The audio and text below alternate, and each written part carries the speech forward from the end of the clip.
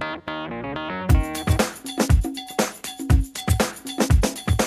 the other side, these guys are usually my clients, so I should probably try and behave.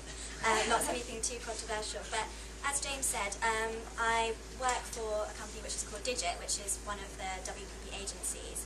And I was amazed that so many of you have heard of WPP, because being the parent company, you don't usually have anything to do with it unless you're a hungry graduate looking for a job, actually.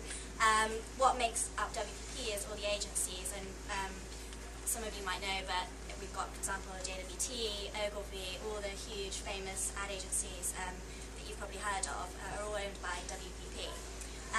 And before I permanently sort of settled at Digit, where I'm now head of strategy, and I'll tell you a bit more about that in a second, I was on a graduate scheme which is called the WPP Fellowship. I don't know if any of you guys have heard of it, but it's basically a sort of fast-track global program which you go on for 3 years. And the idea is each year you rotate around a different company within the WPP network, and if you want to, which most people do, a different country as well. So if you've got a real travelling bug and kind of want to do marketing, it's quite a good thing. I'm not supposed to say that travel is the main benefit, but it kind of is. So I'll tell you a bit about what I did in those 3 years, because that probably gives you quite a broad overview of the kind of things you can do within WPP. In the first year I started at a company which is called the Futures Company. And as the name suggests, it basically does consultancy around looking into the future. So what's going to be a trend in FMCG, for example? What's FMCG going to look like in 2020? Some of our clients can be the likes of Mars or Unilever, and it might be that we're looking at a big trend, so for example obesity, and how that's going to affect people's consumption of FMCG products. So that was really fun. And at the Futures Company I was an analyst, so my job was to kind of seek out trends, which is a kind of job all your friends want to talk about over drinks, unlike if you work in banking, for example. So that's really great, and part of the job is actually to be out on the streets and do a thing called streetscaping, where you kind of try and spot trends and interesting things that you see happening in more innovative shops, and try and then feed that back to bigger FMCG companies.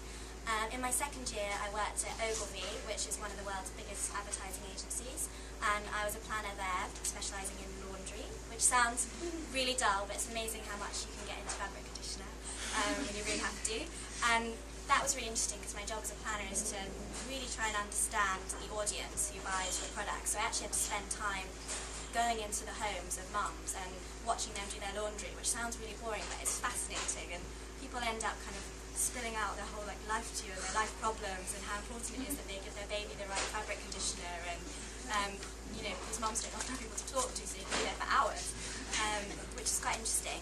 And as part of my job there, I actually moved to Shanghai for half of the year, looking at the laundry market in China, and the fact that people don't actually use fabric conditioner there, and how can you actually create a consumer need for it, which sounds a bit mean, but we were sort of following the model of the fact that in China, deodorant, for example, wasn't even a product that people bought a few years ago, and somehow they created a need, i.e. made people feel bad for smelling, which, so marketing can sometimes be quite interesting, because you really sort of have to get into human behaviour and different cultural behaviours, and it's fascinating.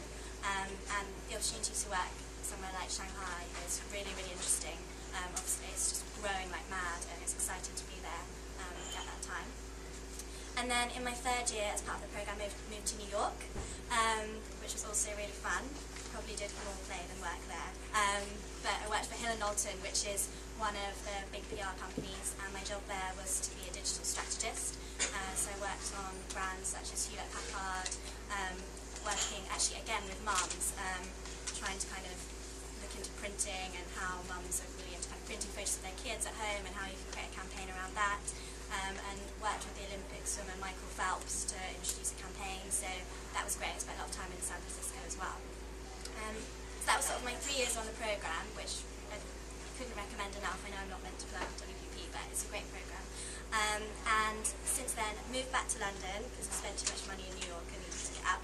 And I now work at a company called Digit, which is one of the smallest agencies within WPP. And that was a real sort of conscious decision of mine to go somewhere smaller, having worked in some of the biggest agencies in the world. And yeah, I guess that would be a bit of advice actually, that it's definitely worth trying out different sizes of companies and differently structured companies, and working out what you like the most. So like Tom said, somewhere like Innocent is very kind of personal and human. Some of the bigger FMCG companies are quite structured in the way they are, Digit, where I now work, is completely unstructured, but I quite like that because you can be quite entrepreneurial and craft the role that you want. I'm head of strategy now, but strategy didn't really even exist at Digit a couple of years ago, so I've actually sort of built the department, and the management are really supportive of that, and you can pretty much do what you want and craft the role that you want and have quite an involved sort of role in the new business as well, which is really exciting. So yeah, that's what I do now. I'm trying to think what I can give as a bit of advice. No, really, I guess for WPP, and if you want to do something like the Fellowship, because it's a scheme which requires you to be quite nimble and flexible and not to be afraid of moving abroad, it's sort of showing that you're that kind of person who can be very independent and just think for yourself and make decisions, actually. And the ability to make decisions yourself and to be kind of sure that that's what you think is the right thing to do and following your gut is so important, especially the more senior you get. So often I'm asked to make a decision and I think, oh, I don't know, but sometimes you just kind of have to follow your gut and you learn over time about what's the right thing to do and what's not.